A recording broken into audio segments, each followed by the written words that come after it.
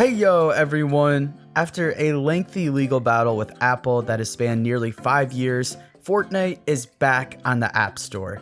Epic had won their case against Apple when it came to app revenue, and thus you can now play Fortnite on your iPhone again. But that's not what we're here to talk about today. It seems as if Epic just can't get enough of these lawsuits because earlier this week, SAG-AFTRA, the largest actor union in the nation, filed a suit against Epic for their latest gimmick, an AI-powered Darth Vader in Fortnite. Today, I want to talk about this case and why it's actually a lot bigger deal than I think a lot of us realize. As always, if you enjoy the video, don't forget to leave a like and subscribe. We're going for 1,000 subs this year, and I think we can get there. Alright, let's get it. Alrighty, so let's get into the nuts and bolts of this thing. On Monday, May 19th, SAG-AFTRA announced that it had filed a lawsuit against Epic Games for unfair labor practice charges. In case you missed it, to celebrate Star Wars Day, Fortnite has had this little mini-season thing going on where it's all Star Wars themed. You got lightsabers and stormtroopers, but most importantly, you have Darth Vader, voiced by the legendary James Earl Jones, the original voice for the character. A chat, you say? I trust this chat will not interfere with our mission, Batman. People have done some wild stuff with this, and Epic has made some swift responses, but overall, it's still crazy to see this tech implemented into a video game. Like, look at this stuff. Kinda getting wet in here, don't you think? Indeed, Daddy. Pretty cool, right? Of course, besides the teeny tiny detail that James Earl Jones is dead. Now, Jones and his estate have given explicit permission for Disney and Star Wars to use his voice after his passing. In a statement from Jones's family, it reads, "He always wanted fans of all ages to continue to experience it. We hope that this collaboration with Fortnite will allow both longtime fans of Darth Vader and newer generations to share in the enjoyment of this iconic character."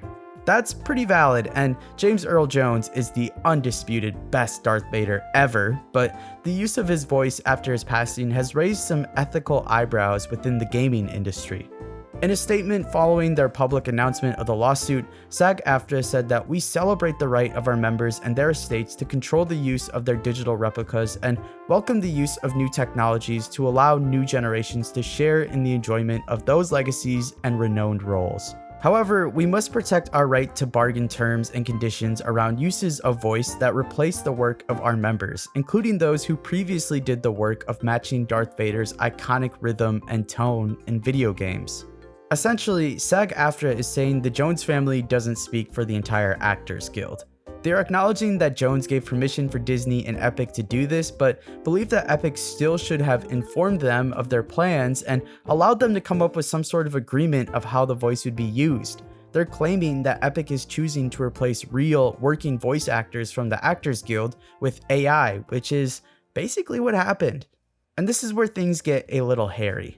If you didn't know, SAG-AFTRA has been on strike since 2024 against some of video games' largest companies, including Activision, EA, Disney, Insomniac, Take-Two, and a ton of others. They're striking over a variety of things, from better working conditions to higher pay, but probably the most important item on the agenda is protections against AI. The voice actors are looking for guarantees and safety measures that will ensure their profession isn't replaced by artificial intelligence. They want reassurance that companies like Epic won't take their voices and use them without their consent or any sort of compensation. The strike has been going on for the better part of a year now, and while there have been pauses and exceptions for certain actors and games, for the most part, these members of SAG-AFTRA won't lend their voices to these studios until an agreement is made. We've talked about this before and how this strike could potentially cause game delays down the road, so we don't need to get into that any further. Instead, I kind of want to get into the ethical, moral side of things. I believe, and this is just my personal hunch, so take that as you will, that Disney and Epic are using this AI Darth Vader to test the waters here, to see where the line is. How far can they push AI and SAG-AFTRA before they have to deal with real, actual consequences? Let's not kid ourselves here. In a Disney or Epic or really any other major game studio's perfect world, they would use AI voice work as much as possible. It's free, it's always available, and they have complete control over it. Why pay someone to try and mimic James Earl Jones when they can clone the original voice using computers? This dystopian future is essentially what SAG-AFTRA is trying to prevent for its members. We're basically in the Wild West when it comes to AI tech, and it is advancing at an unbelievable pace. William Watson, a professor of design and technology at Purdue University, believes that this lawsuit, this current strike against AI, will lay the groundwork for media workers' rights into the future. Watson says, if you look at social media and tech companies, it's very clear that society cannot trust them to be making decisions outside of their best interests. I mean, yeah, I think that's one of the few things on the internet that a majority of the population would agree on. Large corporations have shown time and time again that all they care about is the bottom line, regardless of the people or employees whose livelihoods would be affected.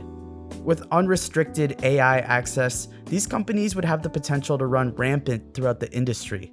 Watson believes that present-day artificial intelligence is like Pandora's box. He says, before we open it, we need to understand what sort of guardrails we need to put in place, both in terms of ethics and algorithms and in terms of displacement of people's jobs and careers. And that's why this case is so important. It might not go very far since the Jones estate gave permission for Epic to use AI, but it might work to help draw support for voice actors across the industry. I, for one, want a real person to be giving performances in my games. It matters to me to know that actors like Christopher Judge are pouring their heart out to bring characters like Kratos to life. I don't want to try and connect with some inanimate computer generation of my favorite character. I want to know that a real living person worked hard to bring this performance to reality, even if it's not perfect. For example, SAG-AFTRA says in their suit that Epic is replacing voice actors with AI, specifically actors who have voiced Darth Vader in the past. Scott Lawrence, who voiced Vader in Star Wars Jedi Survivor, did an outstanding job. It is delusion to think your actions have had any consequence. The fortress stands. The Inquisitorius continues its work. And I have come for you. Sure, maybe it's not perfect, but it's a pretty damn good portrayal. Would this guy have even gotten a chance if Disney had Jones's permission when this game started development? Would someone like Lawrence ever even have the opportunity to showcase his skills? Or would Disney and Star Wars just cut costs and go straight to an AI chatbot instead? If we want to look at an even more recent example, look at Indiana Jones and the Great Circle. There are times where you can tell it's Troy Baker doing his best Harrison Ford impression, but there are also times where it sounds just like the original Indy. It's incredible. Where's my hat? Are you pursuing some forbidden secret, perhaps? Look, Gina, this has been swell. And I hope you find your sister, but I work best on my own. Where's my hat? He's here. And this is a real person who has perfected their craft to give us this special moment. And yeah, it might not be a carbon copy of Harrison Ford, but I think there's real merit in knowing someone did their darndest to give us this performance. I mean, if Indiana Jones himself says it's good enough, then why can't everyone else get on board? I think this guy did a great job. If I'd known he was so good, I would have done it myself. Look, the whole point of this video is to bring attention to this topic. Yes, it's easy to just chalk it up as another legal fight in Hollywood, but this is one that could have serious ramifications for the future of the video game industry and beyond. Not to stray too far from video games, but where does the line get drawn? Does an actor own the right to their own voice and likeness? What happens if a major company like Disney says that they own the character of Indiana Jones, that they can recreate Harrison Ford however they choose because it's their IP? Maybe this won't affect this current generation of actors as much, as I'm sure they have their agents sifting through the contracts behind the scenes, but for the next class of actors, those young stars trying to break through in an already uber competitive industry, I wouldn't be shocked at all if we found out that major studios were preying on these vulnerable actors, forcing them to sign agreements about their name and likeness in order to book a gig. There really does need to be some sort of regulation on this stuff because at some point it's going to affect everyone. I mean, if they can be replaced, why can't you or I? Now maybe I'm just being paranoid or too pessimistic, but I do worry that with how fast AI is advancing, these big companies will find a way to squeeze every penny out of it to increase their shares or whatever other bullshit they're always on about. They can talk all they want about caring about IPs and the fans and us gamers, but at the end of the day, they're all about driving up revenue. That's their job, and that means cutting costs wherever possible. I know this isn't a super interesting topic, but I think that it's important. I think there's value in us gamers showing support to all the devs and voice actors out there who have given us legendary work over the years. Where would the industry be today without the video game icons who have elevated this genre to never before seen heights? Steve Downes as Master Chief, Nolan North as Nathan Drake, Roger Clark as Arthur Morgan, Yuri Lowenthal as Spider-Man. Don't you guys think that if Sony had permission and the ability to, they would have used Tom Holland's voice for Spider-Man in Insomniac's games? They already are trying to steal his likeness. If these giant corporations and doofus executives got their way, we might have never gotten the masterpiece that is Yuri Lowenthal's Peter Parker. That's what's at stake here. We don't know what kind of potential actors or performances that could be robbed from us in the future.